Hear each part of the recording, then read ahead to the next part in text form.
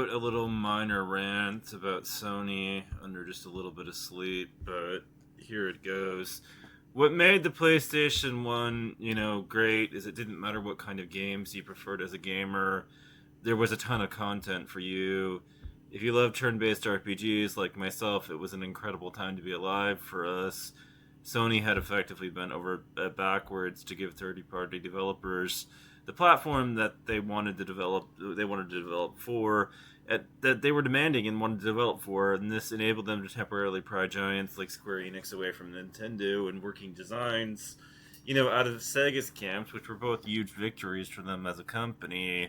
The thing is, I get it. Not every gamer likes the same sort of game, and hell, not everyone likes who likes turn-based RPGs stays very confined to that lane, like I happen to do. But none of that mattered. There were all kinds of experiences available to you on the PlayStation 1 that were largely lacking on the Nintendo.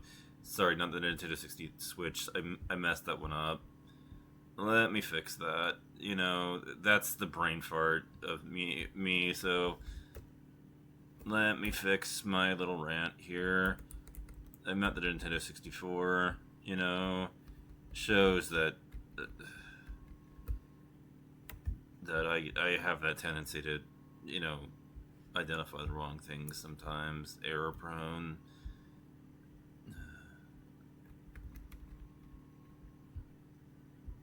Largely lacking on the Nintendo 64. Okay, there, now that's specific, and everything, but things have changed, there was a variety of it. There were let me be blunt about this. It's not that the Nintendo 64 didn't have any RPGs, but it had a very few of them. But things have changed in the ensuing years. Sony watched company after company surpass them, and the success of live service lightning in a bottle, and wanted some of that for themselves. Now they push their way around and tell studios that were good at making single player games to stop and pivot to live service. They're effectively calling the shots on third party developers and bossing them around. Because Sony had worked so hard to court interest from the third parties, even the Japanese ones, they pried customers like myself out of Nintendo's orbit for a time. Nintendo has slowly clawed back those customers with a platform that just keeps launching game after game, exclusive after exclusive. You don't have to be affectionate for turn-based RPGs to understand the nature of this rant. Plenty of gamers want something like a Bloodborne remake on modern hardware. Not for me specifically, but talk about a franchise whose fan base's frustration rhymes with my own. I mean, you can just consider my turn-based RPG rant and a variable, and just replace turn-based RPGs. When I mention turn-based RPGs, that's the variable.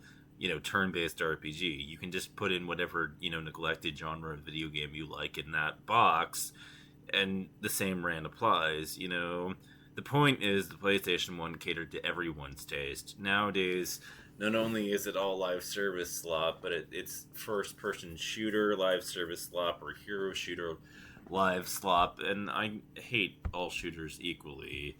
I've got no interest, so basically it's not for me, is what I'm saying. It's not nobody can enjoy this. It's just, this is not to my taste, if you do, good for you. But I think you still can understand that your taste isn't for everyone, and some people want different types of games than you. The PlayStation 1 catered to those people too. The scope of variety has narrowed, and everyone outside of that scope is now left out in the cold by Sony, who appears to think they've done enough to appease my corner. Because games like Octopath, Traveler are available, like zero on the PlayStation 5, but they have zero exclusives within that genre. Why buy a unit from PlayStation when I can just play the turn-based RPGs on a platform I prefer, like the PC? I mean, for various reasons, like having more power over things on this side of things and everything, I definitely prefer playing on the PC. There's more, I guess, ability to configure things and make them run exactly as I want. This is why, and also, if I want to bring in some tools to make the game function a little bit differently than it was intended, that's a lot easier on here. I don't usually do that, but that's an option. The fact that it's available and I've got that kind of flexibility makes me prefer the PC. That's why ultimately I'm upset. Lack of variety of genres among Sony's exclusives, too little intellectual property, and what little of it does exist does not interest or excite me. As it's not, it's clearly, even if claimed otherwise, it's not for me or nor my taste specifically. The developers might say something like, we're going after people who had that taste back in the day and new fans and everything, but quite often what they do make when they say something like that doesn't appeal to me. Like Final Fantasy 15 tried famously to get the old Square Enix fans back on board with a new experience, but they sold us something that I didn't want, or tried to, anyways.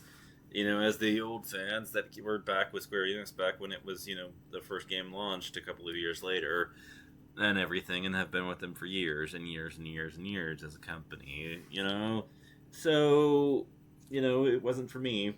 They said otherwise, but of course they were gonna say that. That's marketing hype and spin for you. That. I mean, what else can they say? If if you don't want to come over to what they've changed things over into, there's not a lot they can say to sell it to you. So, I mean, yeah, I don't blame them for making that spin, but it didn't work in practice. So, that's the essence of my frustration. It doesn't have to be turn-based RPGs. You could put something else, entirely, totally different genres of games. Like, you might prefer platformers or just anything that isn't a shooter of any kind, and you're being neglected on their platform. You could prefer like real-time strategy, games, the whole Warcraft experience of the first three titles in the series. It may be just about anything else or any type of game that you want to play, and that's not available on there at all. I mean, I guess real-time strategies weren't, those type of Warcraft games were also lacking on the PlayStation, but it catered to pretty much everybody else. You can basically just plug in whatever genre you want into that turn-based RPG box, and as long as it's not a shooter, that's the only rule it has to adhere to, and it's not like a real-time strategy game where it's World of Warcraft, not World of Warcraft, but Warcraft, esque fighting, that happens, like Civilization is also one that's similar, Sid Meier's. But anyways, the thing that gets me, I guess, at the end of the day is that, there's a huge variety of games in types of gamers that are being neglected now on Sony's platform. I mean, I remember back in the day we did tinker around quite a bit with Tony Hawk's Pro Skater and everything. We did, because friends were coming over and playing on this system a lot, I got to experience other types of genres for a while, and I did play with them for a bit, but eventually I got sick of it and kind of left and went over, back to my preferred titles and everything. And so, I mean, there's a lot of different types of genres, and they've all been neglected, and it's just there's a lack of exclusives. There's a narrowing of the scope of the variety of the exclusives that have been launched on it, and there's been a focus on people who selling us hero shooters and everything. And if that's not to your taste, they're not bothering to try to sell an exclusive to you at all. So I mean, this is the way that Sony has basically effectively lost the plot, the manner in which they've lost it. I don't know. I think success went to their head, and now they're in a state where, they've become very conceited and arrogant, and once more, they've become and making the same mistake that the N64 made, which is we're gonna do things our way, fuck the third party developers and everything and how they want to do things. And so, they haven't, courted considerable interest from any of the third parties, or even decided, hey, we're gonna make exclusives within other types of genres as a company ourselves. I think, I think Nintendo bought Monolith Soft. I think that was a shrewd move. on their part. You know, it definitely was going to keep gamers with my type of taste chained to them as a company and everything. I will report that a lot of the anger that was thrown in my direction was like, it's people like you that are keeping the price of games like $80 games and everything, and I wanted to clap back. I actually am not responsible for that state of things because I'm not buying those $80 titles. I mean, mine are effectively like $40 and such. You know, like they're not at those price points because turn-based RPGs are maligned by a lot of types of gamers. They don't like them. I do, but a lot of people don't. And I'm okay with that. People are free to have their own opinion and taste and everything, and that doesn't bother me. Just like it shouldn't bother you that I don't like shooters. I don't want to play them. That's me. I mean, they're definitely for some other crowd of people. Good for them.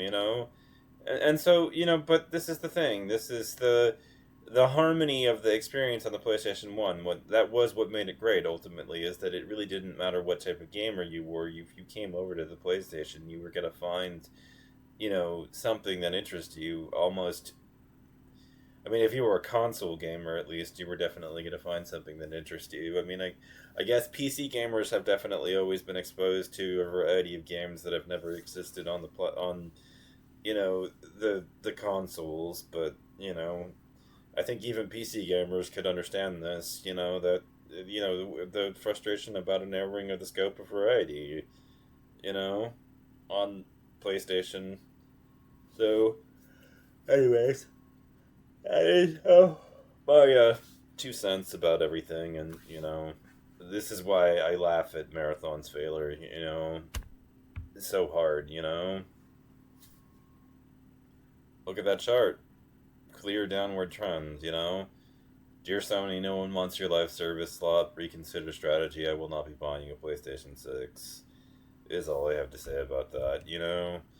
Those are the Steam charts for Marathon. It's definitely going down in flames, and Sony writes down a $765 impairment loss on Bungie. All I can say and think is, ha ha.